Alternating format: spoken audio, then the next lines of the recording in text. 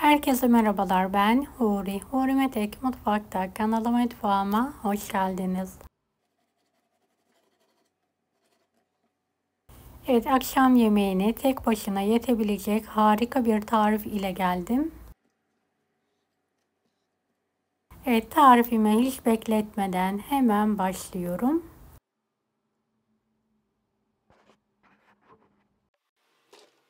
Evet, şöyle bahçeden topladığım patlıcanlarım var. Şöyle delerek fırın tepsisine diziyorum.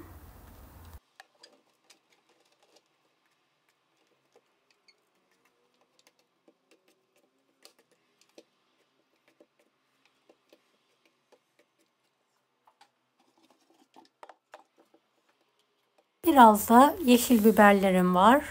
Fırına 200 dereceye vererek yumuşayana kadar közlüyorum. Evet, 500 gram kıyma, 2 adet tam yumurta, 3 adet kuru soğan rendeledim, suyunu sıktım, ekliyorum. 1,5-2 tatlı kaşığına kadar tuz ekleyelim. Isot, kuru nane, kekik, pul biber, karabiber, kimyon, karışık baharat ve dilediğiniz baharatları ekleyebilirsiniz. Biraz sıvı yağ ekliyorum. Evet, yoğuralım.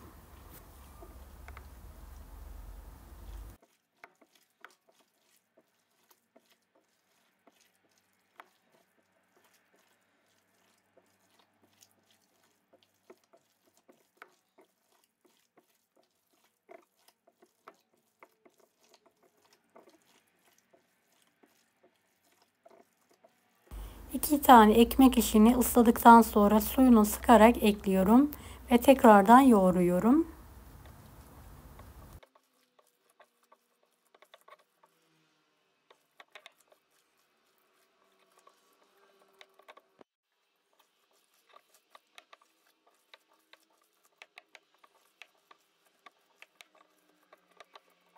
Evet, köftemizi dinlendirmeye bırakalım. 2 su bardağı ılık su, 1 paket kuru mayayı önceden kabarttım. 2 yemek kaşığı yoğurt ekliyorum. 2 yemek kaşığı sıvı yağ. 1,5 tatlı kaşığı tuz.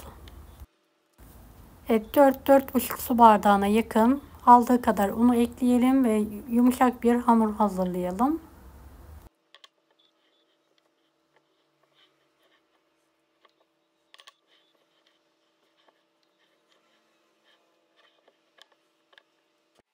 Evet, oldukça yumuşak bir hazırlayalım.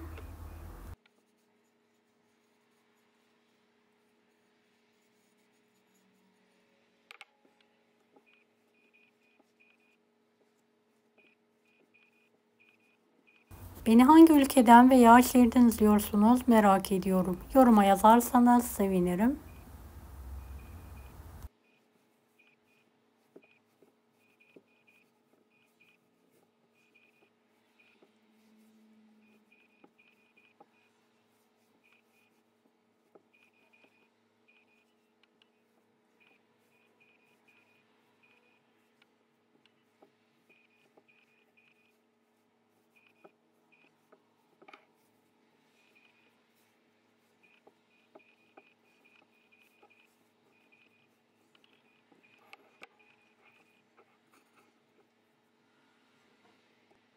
Evet, patlıcanlarımı kabuklarından soyarak şöyle küçük parçalara bölüyorum. Biberlerim de aynı şekilde.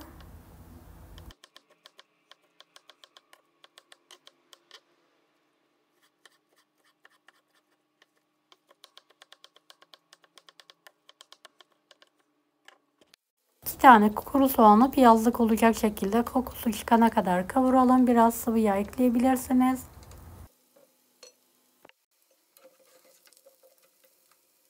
Patlıcan ve biberleri üzerine ekliyorum. Birlikte kavurmaya devam ediyorum.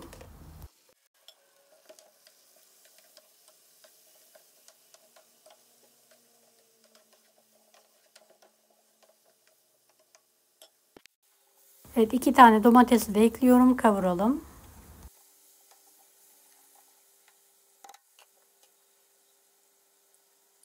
Tuz, karabiber, kimyon ve istenilen baharatları ekleyerek karıştıralım.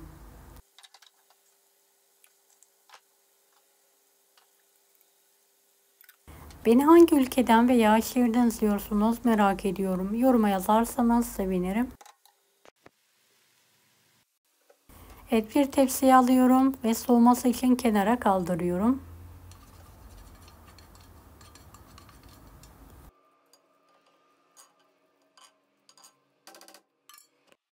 Evet, hamuru tezgah üzerine alarak, havasını alarak hafif bir şekilde yoğuralım. Büyük bir parçayı keserek kenara alalım.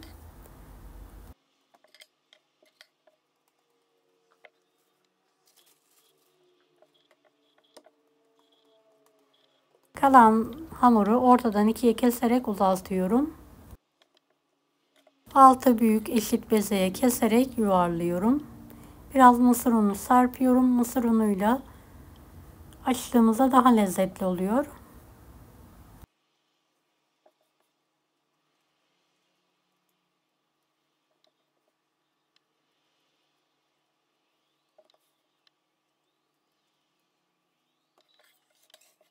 Evet, mısır unu serpilmiş fırın tepsisini alıyorum.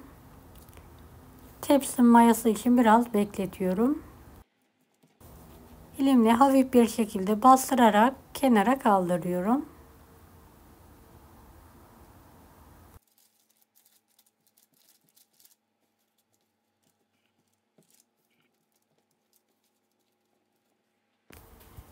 Evet, köftemi dinlendirdikten sonra tekrardan yoğuruyorum.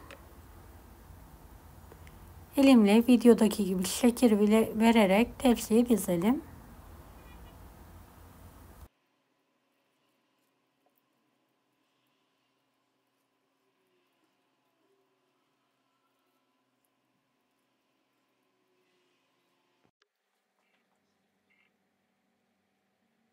Evet, şöyle etli yaprak sarmam vardı. Aralara diziyorum. Dilerseniz hiç eklemeyebilirsiniz. Evet, bir tane yumurtaya biraz yoğurt, biraz da sıvı yağ ekledikten sonra karıştırdım. Üzerlerine elimle şöyle bastırarak sürüyorum.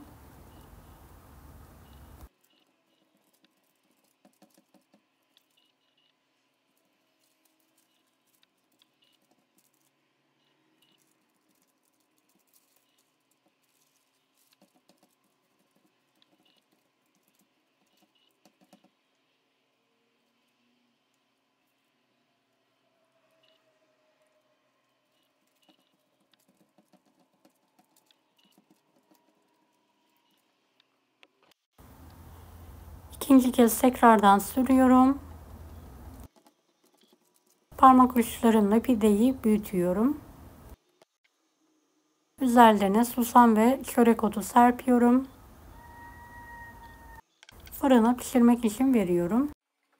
Evet, köftelerin üzerine eritilmiş kırmızı toz biberli tereyağı gezdiriyorum. Biraz da domates suyu gezdiriyorum. 2 tane domatesi rendeleyerek sos haline getirdim.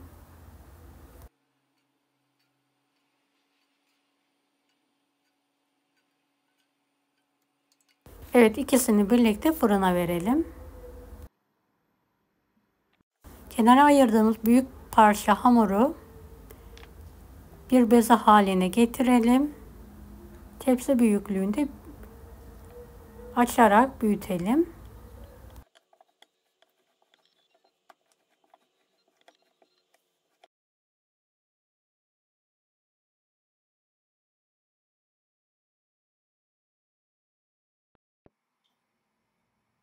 Evet, fırından çıkartıyorum. Köftelerimi üzerine hemen hamuru kapatarak tekrardan fırına veriyorum.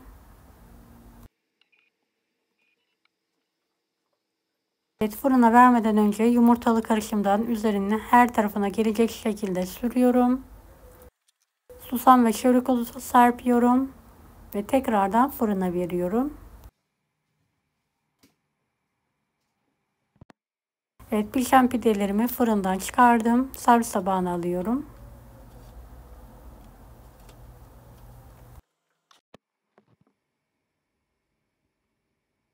Evet, üzeri nar gibi kızardı. Hemen fırından çıkartıyorum.